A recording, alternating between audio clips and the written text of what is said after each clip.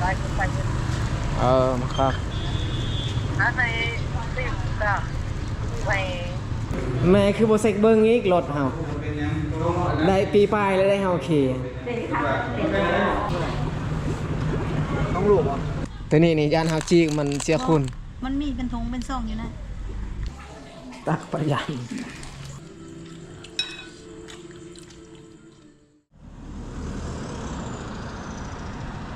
กับทักทายสบายดีพ่อแม่พี่น้องเบิดสู่คู่สู่คนสำหรับตอนในวันนี้คอยกับสิพามาเบิ่งบรรยากาศอยู่ตลาดแขวงเซกองเฮานี่แหละเนาะสิออกไปซื้อเครื่องหรือว่าซื้ออันซีนพอได้เอามาเฮ็ดกินอยู่เฮือนของอ่าวบุญเที่ยวขันสิกินแต่ของข้าเจ้ากับบ่ได้เอามาพักมานอนเฮือนเขาเขาก็ต้องซื้ออาหารพอได้กินนำกันตอนนี้กับเวลา3 โมง 4 โมง 4 โมงแรงแล้วแต่ว่าเฮารู้สึกยังร้อนอยู่นี่เนี่ยมันร้อนบ่คืออยู่บ้านเฮาอากาศเย็นคันอยู่บ้านเฮานี่ช่วง4 โมงแบบนี้นี่เย็นแล้วอยู่นี่ยังร้อนไปเอาขี่รถไปเบิ่งไปชมนำกันส่วนเครื่องที่เราจะซื้อเอาเมื่อบ้านนี่เรายังบ่ทันรู้รายละเอียดว่าเราสิซื้อหยังแน่แต่บางสิ่งบางอย่างที่เรานึกออกได้เราก็ซื้อไปเลยเนาะ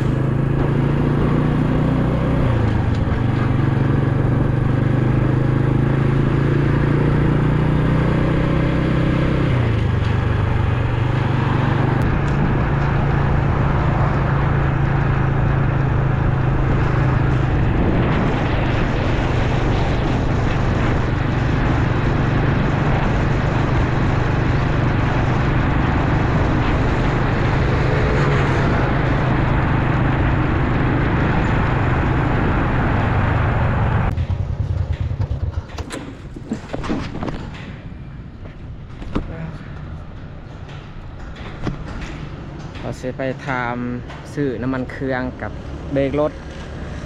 เพราะว่าเราซื้อรถก็อยู่นี่แหละอันนี้ซื้ออันนั้นน้ำมันเครื่องรถนี่แหละกับเบรก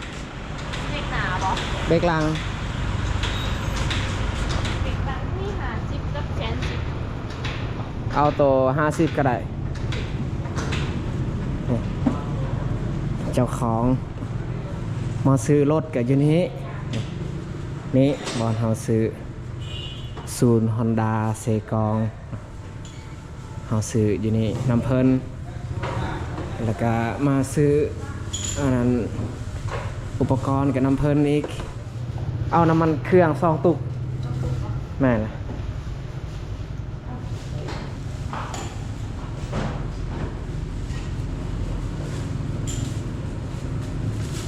เบรกลังบ่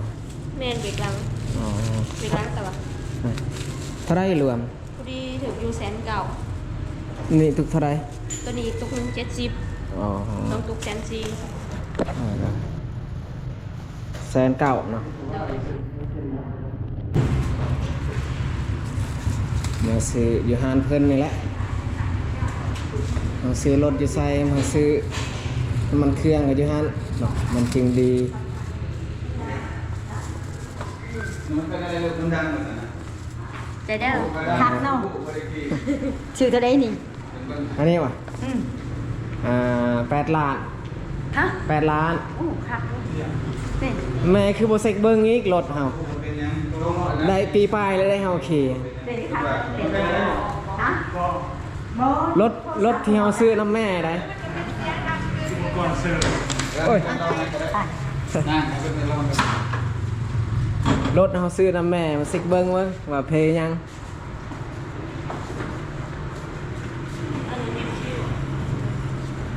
มันเป็นอะไรมันดังอะไร ลาแล้วขี่ รถ ไป นี่ โรง ก็ เรียน ยังลายอยู่อันนี้ เด็กกง เดี๋ยวเราขี่มันดังเอ็นหรอจะได้มันดังไงก็เป็นโรคเหรอ ซื้อ2 ตุ๊กสิซื้อลายอยู่แต่ว่ามันหนักเอาเมื่อบาทเพราะว่าน้ำมันเครื่องนี่มันหนักปะกระตาเบรกก็จำแล้วเนาะเอาหันเข่าก็เลยซื้อฮอดบานจึงคอยเปลี่ยนเบรกหลังตอนแรกนี่รถค่อนข้างหลายเนาะคนออกไปซื้อเครื่องหลาย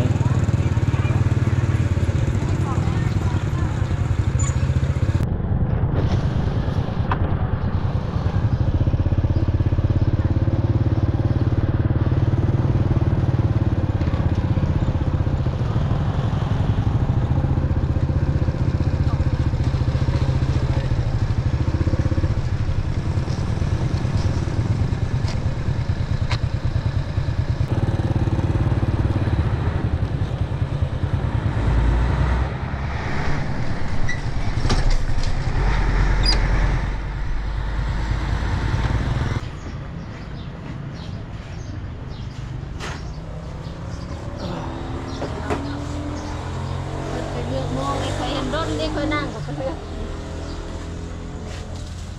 เอาอีกขนม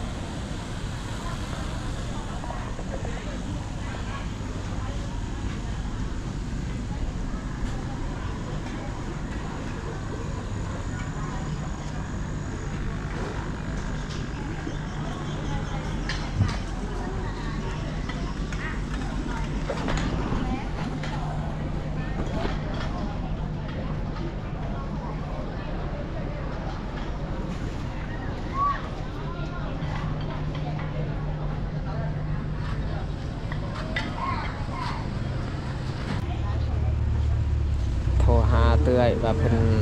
สิต้องการอิหยังเขาสิซื้อให้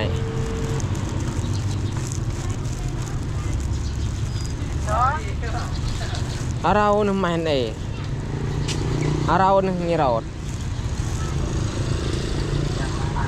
วันเล่นกันร้องเราจะเป็นร้อนวันมันมวยยาใจแสบหายที่แบบเป็นร้อนไม่ร้อนมันมวยเว้ยดิ Vậy. Vậy cô rau ra rau chẳng. อย่าเยอะ Cha ka kulah tamah kalas re. ก็เลยในเวงนี้ตายจะเป็นเก้าเองปากไปตาวันเดียวพอไม่ตั้ง Ya rau hen rot. นะ Trao. Pala. คือก็ล่ะอย่าติดวันที่อ้าย บอกเลยที่โตกับคนพ่อก็มันไม่ทำโอยมองเพื่อหายจะทำได้ทุกวัน Makak. อะไรติดก็ไป Ai jam ka senga juta mah tekah ku juta mah. นี่เลยมันไม่ร้อนไม่จ้าไม่ร้อนตัวแต่ไม่ยาร้อน เราจะร้อนนะเล่นร้อนมากกว่าเราจะข้ามจะไปย่องไปมอง Ya sipan. ย่องต้อง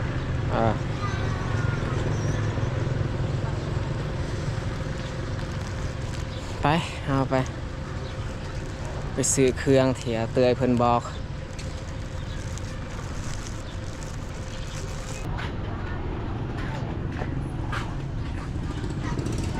อันนี้เขาซื้อเครื่องให้เตยเครื่องเพิ่นพา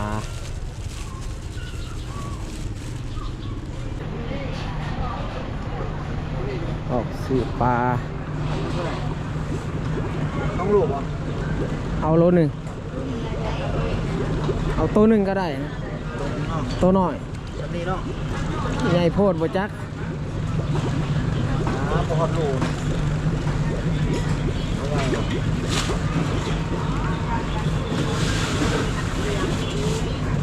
45,000 ใช่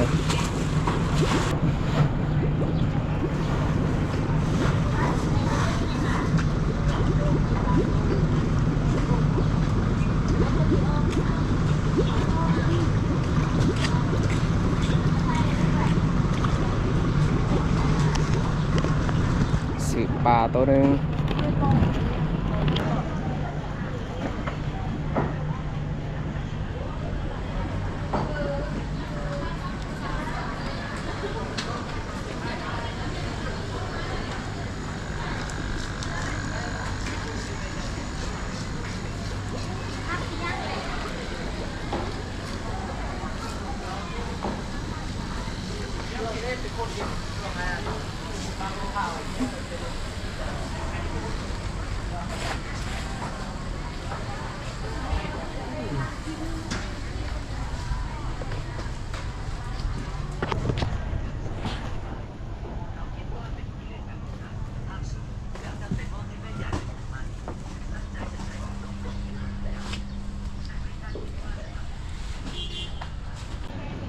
จะไปทำหาแป้งเขาเฮ็ดเหล้าอีก เพราะว่าเฮามีเวียกงานที่ต้องเฮ็ดเหล้าเนาะเอาเจ้าของหาดไปใส่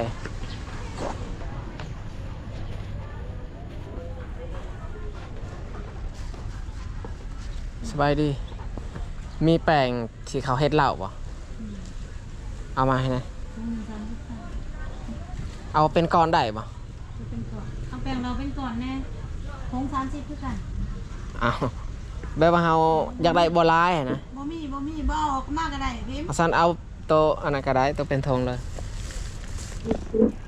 เป็นก่อนมันก็เป็นทงหินด้านนี้คือกัน เบิ่ง 30คือกันเลย โอ้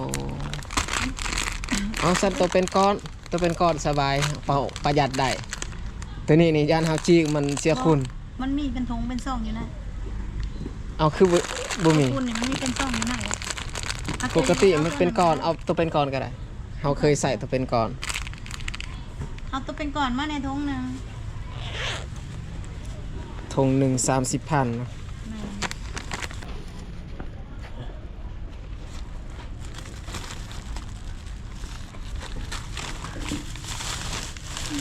เอาตัวนี้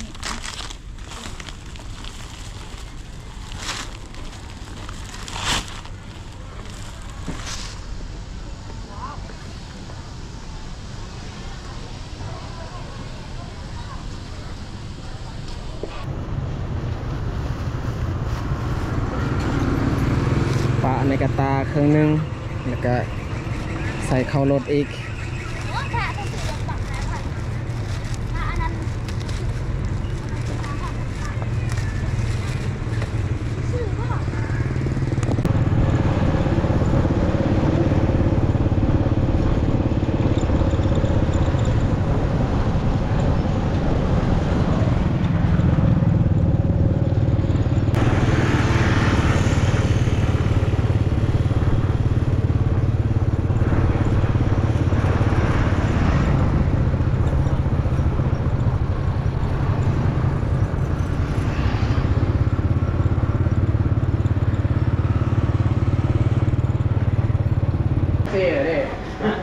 มีซิมตั้งโต๊ะป่ะซิมตั้งโต๊ะ เนี่ย3เดือนเลย คือโซ่บุ้งเนี่ย บ่มี อยู่เขตนั้นน้องหอนอยู่ สิไปถามซิมตั้งโต๊ะแต่ว่าในหานบ่มีคนอยู่บ้านเขาอยากได้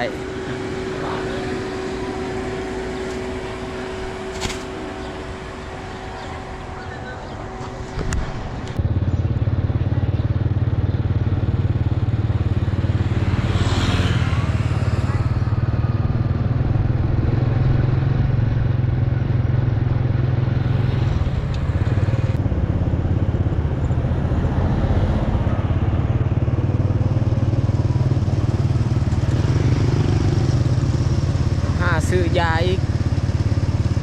ยาดีบัดดีไอหรือว่ายาปลาเขาบ่ซื้ออยู่นี่อยู่บ้านนี่บ่มียาแน่นอน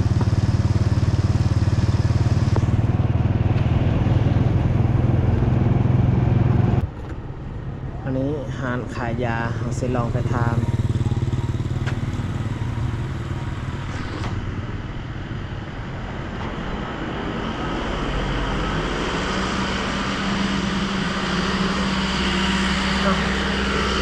มาอยู่นี่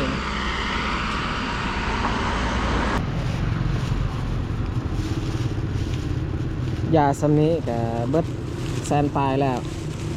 เฉพาะยาดีบัดดีไอแล้วก็ปลาซื้อไว้อยู่นี่แหละมืออื่นมันแต่กลับไปอย่างเดียว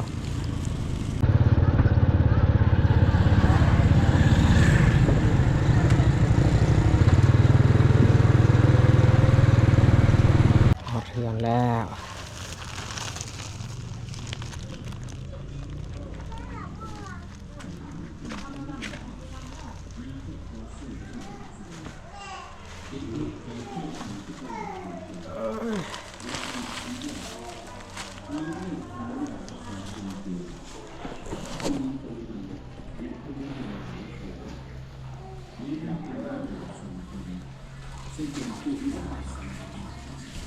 เอาซิล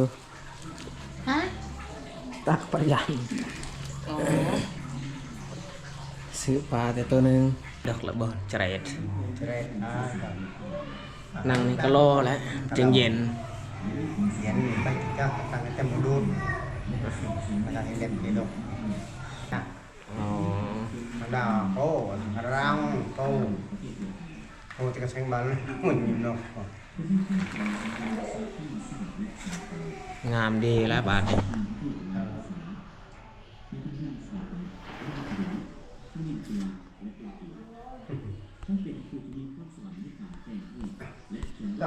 นอนพักผ่อนเบิ่งหนังพร้อมหนัง2-3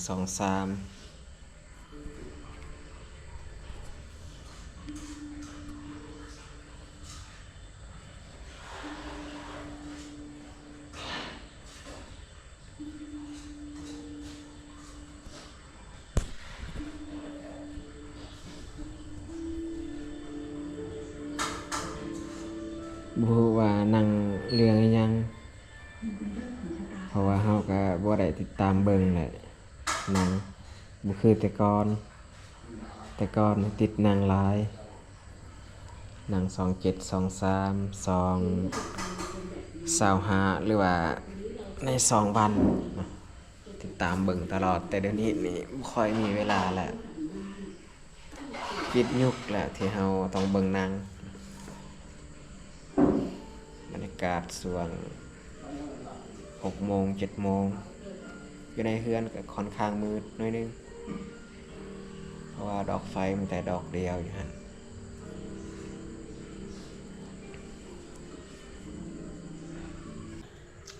ม